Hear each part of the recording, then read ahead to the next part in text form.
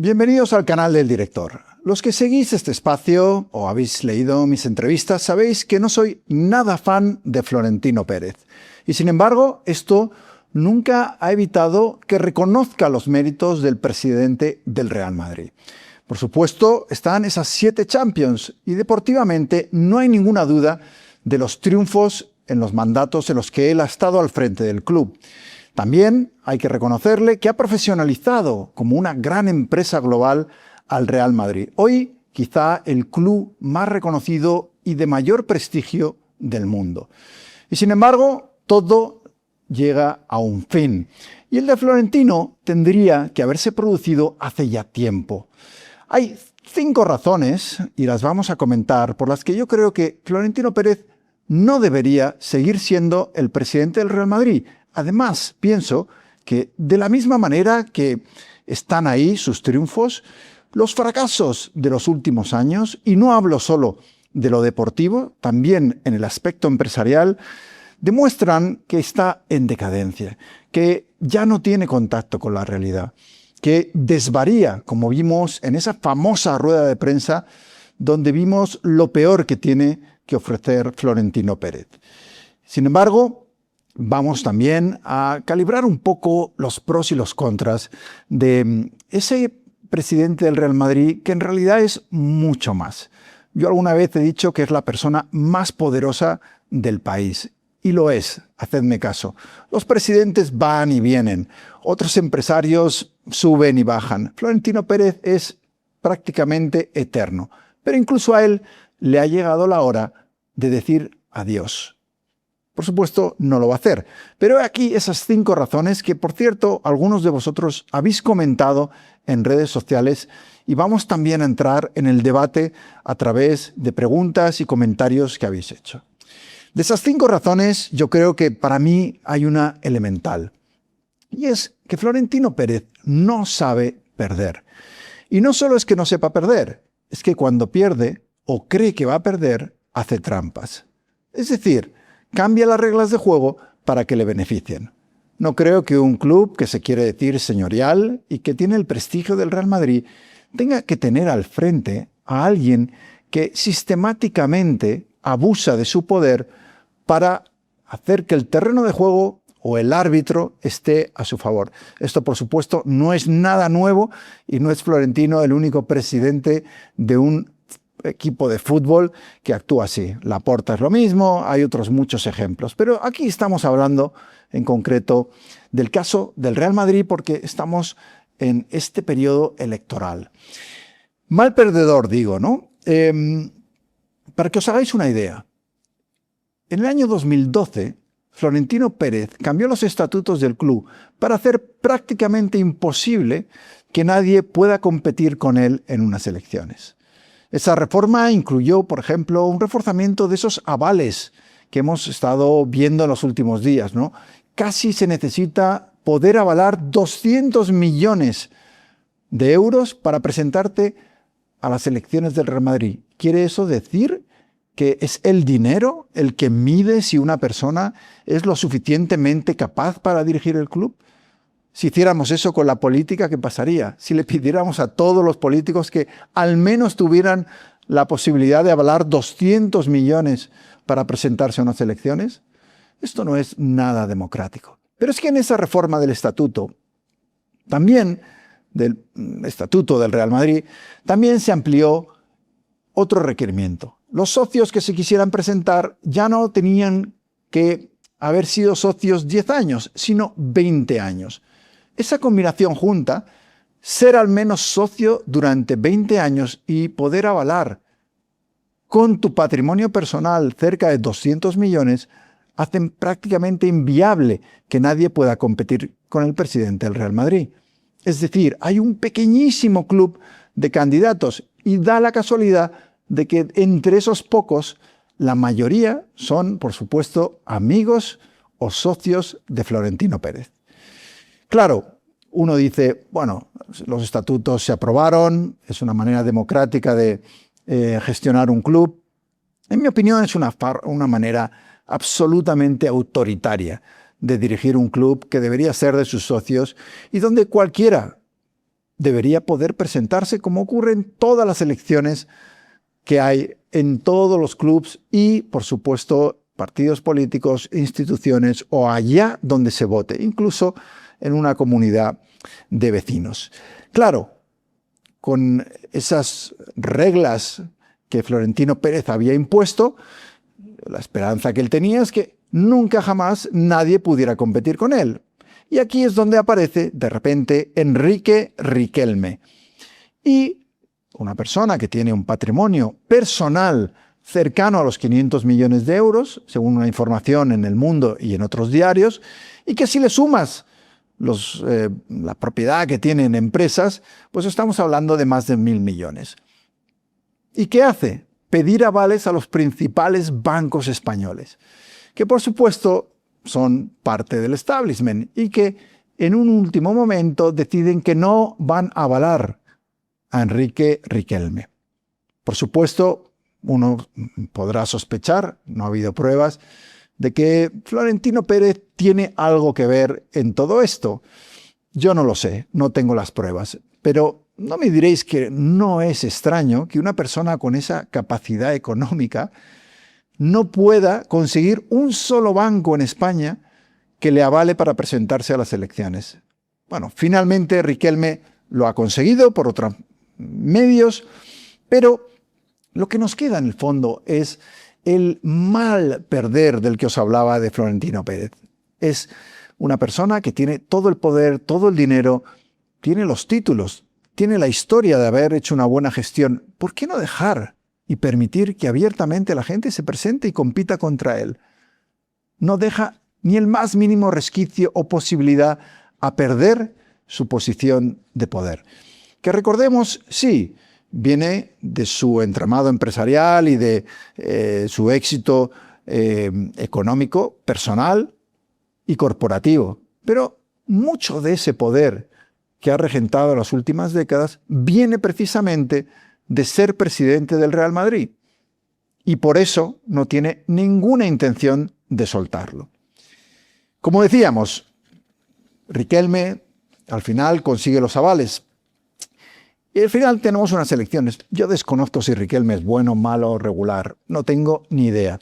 Veo que es un empresario que ha tenido éxito, que es joven y que creo que en cualquier caso, llegados a este punto, cualquier opción es mejor que Florentino Pérez. Y vamos a los puntos, como os decía, ¿no? El primero, como os he dicho, no sabe perder y, si puede, amaña el resultado.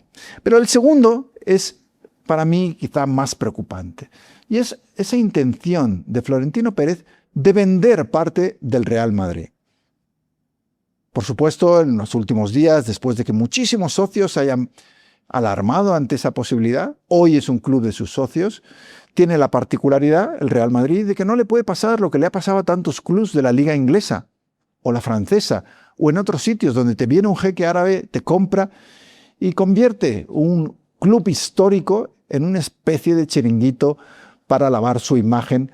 Y recordemos que todo ese dinero viene de dictaduras árabes que no respetan absolutamente ningún derecho humano. Pero bueno, nos dicen, no, esto no va a pasar en el Real Madrid. Bueno, solo vamos a vender un 5%, pero sin duda abre la puerta para que posteriormente se pueda vender un tanto por ciento mayor. Y quién sabe, a lo mejor un día no está Florentino Pérez y el próximo que venga, su intención es todavía vender más.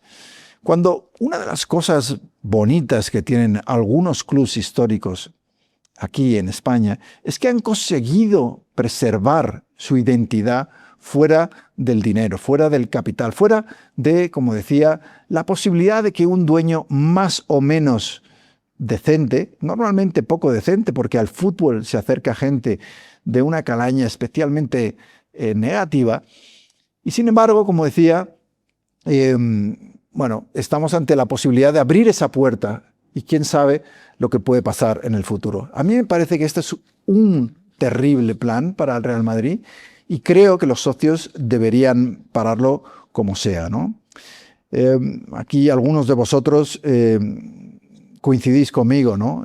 Y habláis de una idea pésima, esto no se podría hacer, aunque va a haber un referéndum, ya se sabe, ¿no? Al final Florentino Pérez tiene esa capacidad, como decimos, de ganar todas las elecciones en las que participa, y en el Real Madrid, entre otras cosas, poniendo obstáculos a cualquier competidor. Que esto es un poco contradictorio si lo pensamos, ¿no? Un equipo deportivo con las reglas del deporte y los valores del deporte, que luego cuando compite como presidente no quiere que el terreno esté igualado. Bueno, es una cosa extraña. Entonces, el problema, como decíamos, es que esa intención de vender un 5% abre esa puerta que yo creo que es muy peligrosa. Tercer punto, y en este me voy a detener especialmente porque lo conozco bien, que es cuando hablamos de que Florentino Pérez no respeta las reglas de juego, una de las claves es esa intimidación que ejerce desde hace décadas con los periodistas, con la prensa, con la libertad de expresión en España. Y de esto os digo que sé porque, como bien sabéis, algunos de vosotros que habéis leído El Director, yo en El Director describo cómo Florentino Pérez, al que conocí en aquella etapa, en una comida en la que estábamos el presidente de Unidad Editorial, que engloba no solo El Mundo, sino también el diario Marca, Florentino Pérez y yo. Y fui testigo de cómo Florentino Pérez pidió la cabeza del entonces director de Marca, Óscar Campillo. Las excusas eran de todo tipo, que si era del Barça, que si había una campaña de persecución contra el Real Madrid o contra su persona. En realidad, Óscar Campillo, al que yo conocía, era un gran periodista, riguroso, fiel a los principios del oficio, que lo único que hacía era dejar que sus periodistas en el diario Marca ejercieran con absoluta libertad su derecho a informar del Real Madrid. ¿Qué ocurría? Que cuando algo no le gustaba al presidente del Real Madrid, te vetaba. Por ejemplo, ya no hay entrevistas con los jugadores. Otra cosa que hizo para intentar controlar la información, suspender todos los acuerdos de patrocinio que pudiera haber entre el Real Madrid y Unidad Editorial. Es decir, perjudicar específicamente a un grupo mediático hasta que no despidiera a un director de periódico que no le gustaba. Y esa presión se ejerció y se ejerció, y poco después de esa comida a la que asistí, efectivamente, Óscar Campillo fue profesionalmente ejecutado. Y ahí es donde Florentino Pérez, poco después, reanudó todos los compromisos y acuerdos de patrocinio que podía haber entre la empresa y el Real Madrid. ¿Esto por qué es especialmente grave? No solo es especialmente grave porque evidentemente va en contra de la libertad de prensa, pero también es muy grave porque es la utilización de un club como el Real Madrid que no le pertenece, y utilizar el poder económico y los acuerdos que una empresa legítimamente pueda querer tener con ese equipo de fútbol, vetar esos acuerdos y utilizar el club para forzar el despido de un periodista que no le gusta. Pero no era la primera vez. Y no ha sido la primera vez. Constantemente, Florentino Pérez, en las últimas décadas, se ha dedicado a llamar a los directivos de los medios para pedir la cabeza de periodistas que no le gustaban. Cualquiera que criticara algo que él hiciera. Eso, en un país democrático, europeo, en un club como el Real Madrid, no debería estar permitido. Y aquí me voy a detener especialmente en esos compañeros que se llaman a sí mismos periodistas, que defienden y repiten la propaganda de Florentino Pérez como papagayos. Algunos lo hacen por miedo, porque cuando te metes con Florentino siempre hay represalias. Otros por favores, que si subo al avión privado y me llevan a la Champions, que si me van a dar una exclusiva con un jugador X o Y. Otros directamente cobrando por consultorías o canciones o cosas que han hecho por el Real Madrid y luego escriben de Real Madrid. Es decir, es la estrategia del palo y la zanahoria. Palo aquel que no me hace caso, zanahoria aquel que cumple con mis órdenes. Pero claro, la pregunta que yo me hago es, ¿con qué vergüenza un periodista que sabe, y esto lo saben todos, un periodista que sabe que el presidente del Real Madrid está pidiendo la cabeza de sus compañeros y que ha forzado el despido de algunos de ellos? ¿Con qué vergüenza siguen apoyando a ese presidente? ¿Con qué vergüenza cuando le hacen una entrevista no le preguntan por la censura que impone en los medios de comunicación de este país? Son preguntas que cualquier periodista que tenga la más mínima decencia haría. Y sin embargo, no las hacen. Por, como digo, dos razones: cobardía o prebendas y favores. Es cierto que en esto del periodismo siempre se vive mucho mejor cogiendo los favores. Pero para hacer eso, escoge otra profesión. La del periodismo no es esa. Y algunos de vosotros me decís, bueno, pues si tan malo es con la prensa, yo sí que veo a periodistas que todavía le critican. Muy pocos. Últimamente alguno más. Pero durante décadas éramos un club solitario absolutamente. Nadie se atrevía a meterse con él. En los 2 últimos años, como los éxitos deportivos han desaparecido, como el disparate florentino ha aumentado con ese estadio que se ha reformado y que ha costado el doble de lo presupuestado y no se insonorizó y ha obligado a cancelar los conciertos. Es decir, según se veía la decadencia de Florentino en sus decisiones, en su gestión y también en el aspecto deportivo, algunos han empezado a pasarse al bando de la crítica. Quizá porque ya olían o huelen que estamos en la etapa final. La prensa, como digo, otro de los grandes problemas para mí, el número 3, y otra de las razones por las cuales Florentino Pérez no debería estar al frente del Real Madrid y sí una persona que respete a los periodistas. La cuarta razón es más delicada. ¿Por qué Florentino no debería seguir siendo presidente del Real Madrid cuando obviamente hemos visto los éxitos que ha tenido?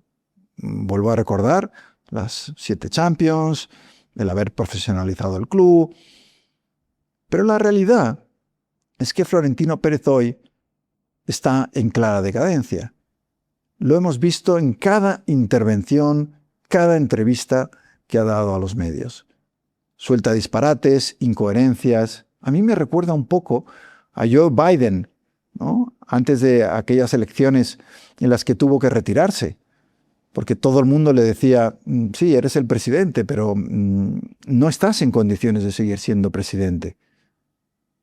Y creo que a Florentino Pérez le pasa lo mismo. Incluso con los defectos que he relatado y poniendo los defectos y los éxitos en la balanza, oye, estupendo.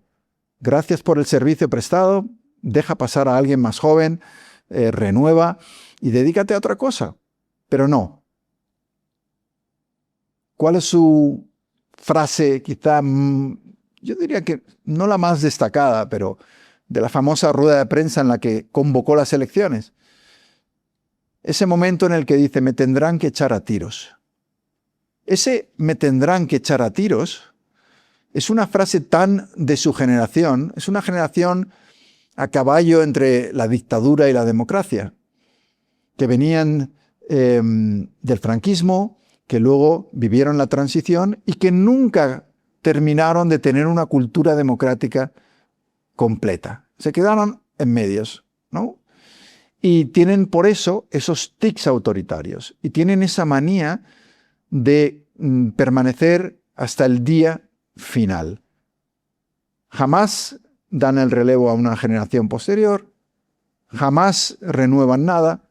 Son ellos que crean a su alrededor una camarilla de gente que les apoya, se refuerzan en un periodismo dócil y luego rompen las reglas para ponerlas a su favor para permanecer eternamente en el puesto. Y ese es uno de los problemas que tiene hoy el Real Madrid, que más allá de los éxitos pasados, la realidad es que el presidente del Real Madrid hoy no está capacitado para seguir dirigiendo el club. Si los socios deciden que lo haga, probablemente será un desastre. Porque aquí hablamos, y eso está muy relacionado con la quinta razón por la que Florentino debería dejar la presidencia del Real Madrid, y es que es una persona que toma las decisiones en absolutamente todo, que no simplemente gestiona el club, su patrimonio o el crecimiento del club, sino que pone al frente del equipo de fútbol a entrenadores a los que luego les dice qué jugadores deben jugar y cuáles no deben de jugar, que decide sobre los fichajes. No lo niego, en el pasado con algunos casos sonados de éxito, pero otros son fracasos. Lo estamos viendo con Mbappé, por ejemplo. Pero claro, cuando tienes una persona que en vez de fiarse e informarse con expertos, con entrenadores, con futbolistas, con gente que sabe, decide que él lo sabe absolutamente todo, que va a tomar todas las decisiones y que va a doblar el brazo de aquellos que quieran tener autonomía para decidir cualquier cosa, mientras las cosas van bien, pues esto, genial. Pero una vez se tuercen, no hay nadie al frente con capacidad para rectificar y enderezar la nave. ¿Qué es lo que le ha pasado al Real Madrid en los últimos años? ¿Cómo es posible que se despida a un entrenador de la calidad, de la personalidad de Alonso a los 5 meses de haber llegado al club? 5 meses. Por capricho de Florentino Pérez, sin darle ninguna oportunidad. Pero es que en el pasado ya ha habido varios entrenadores que han denunciado la manera en la que Florentino Pérez se entrometía en su trabajo. Y claro, algunos tragan, aceptan y obedecen, y otros no lo hacen, y quieren hacer su equipo, y quieren hacer o dirigir el aspecto deportivo que para eso les han puesto. Pero con Florentino Pérez eso nunca es posible del todo. Claro, como decía, si esa persona autoritaria que decide todo empieza a flaquear, si su juicio ya no es el de antes, llega un momento en que necesita ser reemplazada. Y ahí es donde nos encontramos en el bloqueo absoluto, porque además, en personalidades como la de Florentino, tan autoritarias, y teniendo en cuenta lo que os decía antes de que se rodean de gente que les dice que sí a todo, de lo buenísimos que son, llega un momento que no tiene a nadie que le contradiga. No tiene un contrapeso. No tiene personas que se atrevan a decirle la verdad. Y hoy, viendo a Florentino Pérez, viendo esas ruedas de prensa disparatadas, nos encontramos con una persona que ha perdido completamente el contacto con la realidad del club, de lo que pasa dentro y sobre todo de lo que pasa afuera. Y todo está cambiando y el fútbol está modernizándose y es una persona que se ha quedado claramente desfasada. Bueno, algunos de vosotros seguís siendo fans, a pesar de todo, de Florentino Pérez y también decís cosas como, este Riquelme, ¿quién es? Y comparativamente, si ponemos en la balanza a alguien con la experiencia de Florentino y a alguien que no tiene experiencia, bueno, casi prefiero lo malo conocido a lo bueno por conocer. Bueno, es legítimo. Yo creo que es un error, porque creo que después de tantos años al frente del Real Madrid hay que darle un pase y renovar, igual que se renuevan los equipos, igual que se cambian los entrenadores, también llega un momento que hay que cambiar al capitán, en este caso al capo del equipo. Y eso, pues desgraciadamente, no tiene pinta de que vaya a pasar, ¿no? Si Florentino tuviera grandeza, bueno, en vez de hacer esa rueda de prensa insultando y metiéndose con una periodista y haciendo todas las cosas que ha hecho, habría dicho: señores, hasta aquí hemos llegado. He dado todo lo que he podido por el club y creo que ha llegado el momento de dar paso a una nueva generación. Desgraciadamente no es eso lo que ocurrió. Y por eso nos encontramos de nuevo con un Florentino Pérez. Y aquí es donde voy a dar la última, para mí, razón importante de por qué no tiene que ser presidente del Real Madrid. Porque mucha gente, en esa rueda de prensa y en otras declaraciones posteriores donde se le ha visto tan errático, tan desmadrado, tan faltón, tan egocéntrico, ¿no? Mucha gente ha dicho: pero vaya sorpresa. No me esperaba, pero si Florentino Pérez es un señor, si se le ve siempre comedido, elegante. Claro, yo me tenía que reír porque todos los que le hemos conocido personalmente sabemos perfectamente que el Florentino Pérez de la rueda de prensa histriónica, disparatada, surrealista, faltona y agresiva del otro día es exactamente el Florentino Pérez que ha sido siempre. Fuera de las cámaras, fuera de los micrófonos. Una persona que sí, que te habla muy suave de cara a la cámara, pero ya en aquellos audios que publicó El Confidencial, y que yo tengo serias dudas de que esos audios se tuvieran que difundir, porque yo creo en la intimidad y en la vida privada de la gente, y eran comentarios en los que insultaba a leyendas del Real Madrid, insultaba a entrenadores, insultaba a todo el mundo prácticamente, ¿no? De una manera muy faltona. Pero lo que se escucha en esos audios, que como digo, yo probablemente si hubiera dirigido un periódico no los habría publicado, por respeto a la intimidad de Florentino Pérez, sí que es cierto que una vez están fuera, yo no me extrañé. Es que era ese mismo Florentino Pérez que en una comida pedía la cabeza del director de marca. No había cambiado nada. Y la gente llevándose las manos a la cabeza. ¿Pero qué le pasa a Florentino? No le pasa nada. Es como ha sido siempre. Y ha habido una cantidad de medios importante, la mayoría, que simplemente sabiendo cómo era Florentino Pérez han ocultado el verdadero Florentino Pérez. Eso y los éxitos que también han contribuido a que mucha gente mire a otro lado. Pero cuando Florentino Pérez insulta, cuando intimida, cuando amenaza, es el verdadero Florentino Pérez que ha sido siempre. El que cambia las reglas de juego cuando ve que puede perder, es el mismo. Ha ejercido siempre el poder de una manera muy inteligente en la sombra. No ha sido como otros presidentes zafios que ha tenido el fútbol español, históricos, ¿no? Jesús Gil, ¿no? Le veías llegar, la manera de hablar, ¿no? Laporta es zafio, se le ve a la legua la calaña de tipo que hay detrás, el carácter que tiene, ¿no?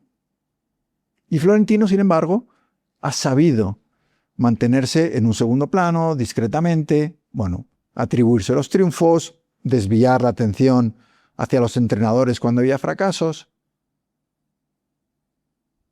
y mientras tejer una red de contactos con el poder económico y el poder político, utilizando muchas veces el Real Madrid, que luego, cuando ha necesitado favores, Ciudad Deportiva del Real Madrid, estadio de fútbol, no ha tenido ningún problema en arreglar y manipular a su favor las normas. Y esto lo estamos viendo ahora en uno de los grandes desastres de gestión de los últimos años, que es el nuevo Bernabéu. El nuevo Bernabéu se presupuestó en el año 2018 por cerca de 500 millones. Ya va por más de 1.300 millones y a eso hay que sumarle varios cientos de millones más en intereses.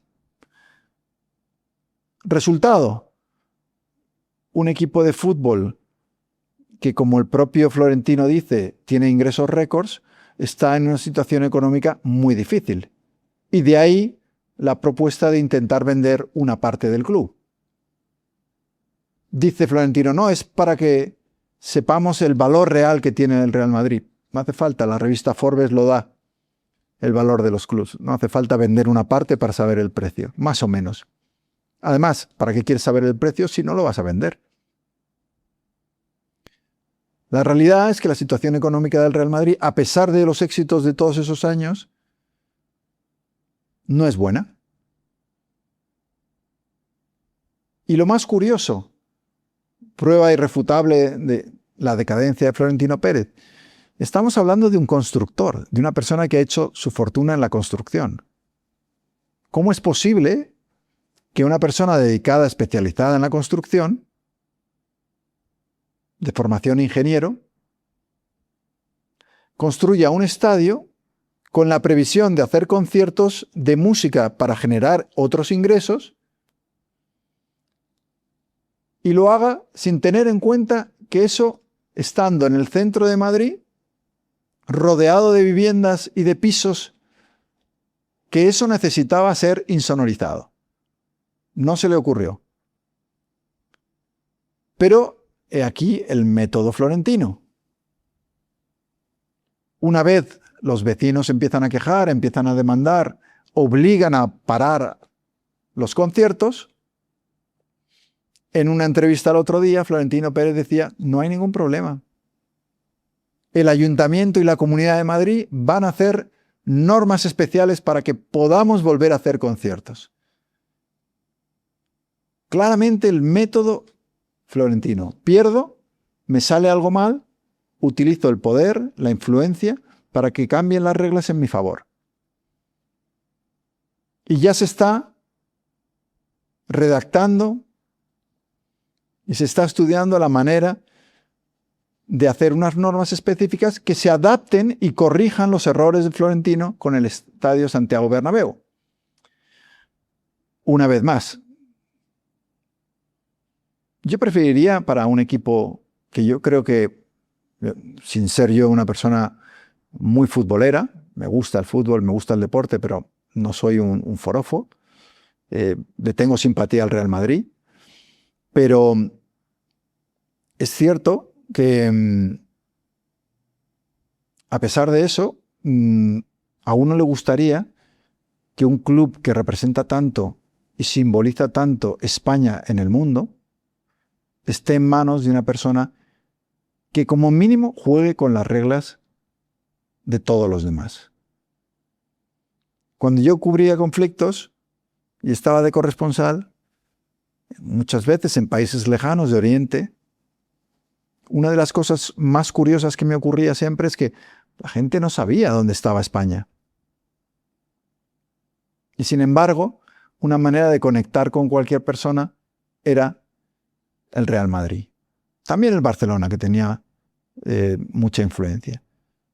Pero en cuántas situaciones no me he visto que de repente me he encontrado en Borneo a niños con una camiseta del Real Madrid.